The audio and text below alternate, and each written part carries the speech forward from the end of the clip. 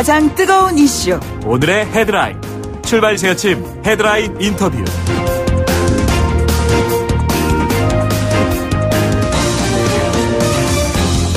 네, 조금 전에 꽁뉴스를 통해서 한국당의 상황을 좀 알아보긴 했습니다만 정치권이 때 아닌 5.18 민주화 운동 논쟁으로 뜨거워지고 있습니다. 자유한국당의 김진태, 이종명, 김순례 의원이 공동 주최한 5.18 진상규명원 대국민공청회에서 지만원 씨가요. 북한군이 주도한 게릴라전 이런 입장을 되풀이를 했고 공동 주최한 의원들이 그 입장에 동조하는 발언을 했기 때문이죠. 한국당을 제외한 정치권에서는 해당 의원들에 대한 국민 퇴출운동까지 전개하겠다. 이런 상황입니다. 바른미래당의 하태경 최고위원을 전화로 연결해 보겠습니다. 의원님 안녕하십니까? 네, 하태경입니다. 예, 최근에 이 빚어진 5.18 민주화운동에 북한군이 개입한 폭동이다. 유공자는 세금 축내는 괴물이다. 뭐 이런 얘기가 제1야당인 한국당 일부 의원들의 발언에서 이제 좀 나온 겁니다. 어떻게 들으셨는지요? 그러니까 이제 이게 한국당 입장에서는 제가 지금 시점이 중요한 게 이제 지금 전당대회 선관위원장이 네네. 박관용 선관위원장이에요. 그렇습니다. 예. 박관용 선관위원장은 이제 YS 정부 때 비서실장도 하고 당시 이제 국회의원도 하면서 5.18 특별법이 YS 정부 때 통과된 거거든요. 네네. 그래서 사실 이 한국당 전신인 옛날 한나라당 때 통과가 된 건데, 이 박관용 선관위원장한테 묻고 싶어요. 이 YS 정부가 주도해서 통과시킨 이 5.18 특별법 정신을 전면 부정하는 사람이. 네네. 한국당 대표 자격이 있는 것이냐. 지금, 이 행사를 주최하고, 또 보니까 영상 축사까지 했더라고요. 네네. 이런 분이 한국당 대표 후보로 나온 거 아닙니까? 그러니까 YS 정부에서 중추적인 역할을 한 박관영 선관위원장은 이 후보 자격 문제에 대해서 네네. 다뤄야 된다는 생각을 합니다.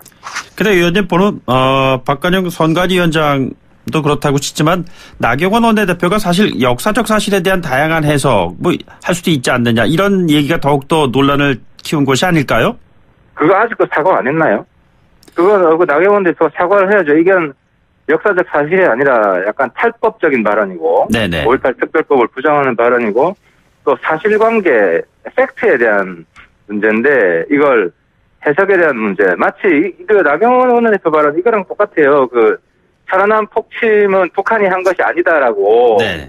누가 한국당 내에서 발언을 했는데, 역사에 대한 해석은 다양할 수 있다. 용납할 수 있습니까, 한국당에서? 네네. 그러니까, 본질적으로 똑같은 문제거든요. 네. 5.18은 북한군, 그것도 600명이라고 하지 않습니까? 북한군 네. 600명이 내려와서 일으킨 게릴라전이다라는 건데, 이런 식의 발언을, 이건 정말 팩트에 대한 것인데, 이걸 역사에 대한 다양한 해석으로 용인한다? 아무튼 나경원 대표는 굉장히 좀 큰 실수를 한 것 같습니다. 네, 물론 이제 밝혀진 역사에 대해서 다음 단계로 나아가는 것이 중요하다. 뭐 이런 것에 대한 방점을 둔 발언이기는 했습니다만 어쨌든 이 같은 정치권에서 의원들의 발언이 관련해서 출당 조치까지 뭐 요구하고 나서고 있고요. 제명 추진 뭐 이런 얘기도 나오고 있고 국민 퇴출 운동. 자, 이런 식의 강도 높은 단계가 계속 이어지고 있는 것 같습니다. 어떻게 해야 된다고 보시는지요?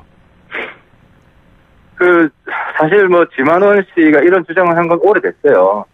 오래됐고, 사실 5.18에 북한군이 들어왔다는 엄청난 주장을 하려면, 아주 객관적인 증거를 가지고 해야 되는데, 네네. 지만원 씨가 내놓은 증거가 다 지금 허위 조작으로, 돼 있고, 제가 과거에 이제, 모시던 황장엽 선생 아시잖아요. 그분도 5.18 때, 특수부대로 내려오고, 3살짜리 애기, 4살짜리 애기도 그때 5.18 특수부대로 내려왔다. 거의 지금 보수 진영에서는 정신병자 취급받고 있는 사람이에요. 예. 근데 이제, 이런 사람한테 놀아난 거거든요. 네네. 한국당 의원들이. 그래서 보수의 품격 차원에서라도 한국당 내에서 정말 중징계를 해야 됩니다. 단호한 조치를 취해야 되고, 그리고 심지어 저한테 보수 쪽 NGO들이 네네. 이 지만원과 한국당 규탄 기자회견을 좀 하고 싶다. 국회에 좀 장소를 빌려달라. 그래서 오늘 합니다. 보수 단체들이. 아, 그렇습니까? 예, 그래서 보수단체들한테까지 외면받는 이런 행위를 한 것에 대해서 한국당은 정말 심각하게 생각해야 된다고 봅니다. 중징계라고 하면 뭐 출당 조치까지 염두에 두고. 제가 우리 당 문제 아닌데 조치까지 이야기하는 건 그렇지만은 제가 좀 전에 말씀드린 그 한국당 대표 출마 자격에 있어서 이제 문제가 하나 있을 것 같고, 그리고 또 이제 다른 또 두 의원이 있지 않습니까? 그 부분은 뭐 어쨌든 한국당 내에서 단호한 조치, 아까 그거랑 좀 비교하면 될 것 같아요. 찬란한 폭침을 북한 수행 아니라고 하는 발언을 한 사람이 있을 때 네네. 한국당이 어떠한 조치를 취할 것이냐. 본질적으로 똑같은 문제다 이거. 그런 상황이라면 국회의원직 제명 추진까지 해야 된다 이런 의견도 나오지 않을까요? 이분들 제명요? 네네. 근데 이제 그러면 형평성 문제가 있죠. 예를 들어 지금 민주당에도 문제가 되고 있는 사람 있지 않습니까? 네네. 그래서 이제 같이 포괄적으로 여야가 그건 협의를 해야 될 문제 같고요. 특정 정당에 대해서만 제명 이야기를 하고 자당 의원, 그러니까 이제 민주당에서 제명 이야기가 진정성이 없는 게 자당 의원은 문제가 없다고 보호하고 뭐 이런 당파적인 입장을 취하고 있기 때문에 그래서 일단은 한국 당 내에 일단 그 결단을 맡기는 게 좀 필요할 것 같습니다. 예. 국회 차원은 그 다음 문제 같습니다. 알겠습니다. 국회 차원은 다음의 문제란 말씀이시죠. 예, 뭐 다른 주제 좀 여쭤보도록 하겠습니다. 지난 주말에 당 연찬회가 열렸는데 정체성 놓고 뜨거운 토론을 했지만 결론은 뭐 특별히 나온 것이 없다. 뭐 이런 얘기가 있는 것 같습니다. 어떻게 저희들이 이해를 해야 될까요? 엄밀히 말하면 정체성 문제라기보다는 이제 지지층 확장 전략의 문제인데요. 네네. 우리가 바른미래당이 지금 상당히 지지율이 낮지 않습니까? 예. 네, 그 원인 중 하나로 지금 이제 손학규 대표가 강조하는 게, 뭐, 진보에서 보수까지 다 아우르는 중도 개혁을 가겠다, 이런 거잖아요. 네네. 그래서 우리 당의 진보, 중도, 보수 다 대변하겠다, 이렇게 돼 있는 거예요. 그래서 우선적인 전략적 지지층을 타겟팅해야 되는 거 아니냐 해서 우리 당은 아무래도 진보보다는 중도, 보수를 더 대변할 수밖에 없는 거 아니냐. 그렇다고 뭐, 우리 당 내에서 진보 인사를 배제하자는 건 아닙니다. 항상 당 내에는 소수파가 있기 때문에. 네네. 그래서 이제 개혁적 중도 보수 뭐 이런 이야기를 유승민 대표가 한 건데 사실 이 문제는 손학규 대표 결단만 남아 있습니다. 우리 당 최고위원회에서 손학규 대표 빼고는 지금 다 유승민 대표에 반대하는 사람이 없어요. 네네. 그래서 손학규 대표가 저는 좀 포용력 있게 이거는 자꾸 손학규 대표는 정체성 문제로 받아들이는데 그러니까 진보를 배제하자는 것이냐, 배제하는 건 아니거든요. 포용을 하죠. 하지만 어쨌든 우리의 우선적인 지지층 확장 전략이 필요하다. 이런 차원에서 좀 포용적이고 대승적으로 유승민 대표의 주장을 저는 수용해야 된다고 생각하는 겁니다. 개혁적 중도 보수 표방을 그렇게 강력하게 추진할 경우에 바른미래당에 있는 호남 의원들이 앞으로 당선이 가능할까요? 호남 의원들 중에서도 의견이 좀 갈렸습니다. 그러니까 이제 호남 의원들 일부 의원들은 우리 당이 진보층을 주로 대변해야 된다라고 주장하는 분들도 있었고요. 네네. 그리고 또 다른 호남 의원들 중에서는 우리 당이 개혁적 중도 보수로 가는 것이 호남에서 한국당과 차별하는 굉장히 좋은 전략이다. 이런 입장을 표명하는 분들도 있어가지고. 호남 의원들이 만장일치로 유승민 의원 생각에 반대하는 건 아닙니다. 네네.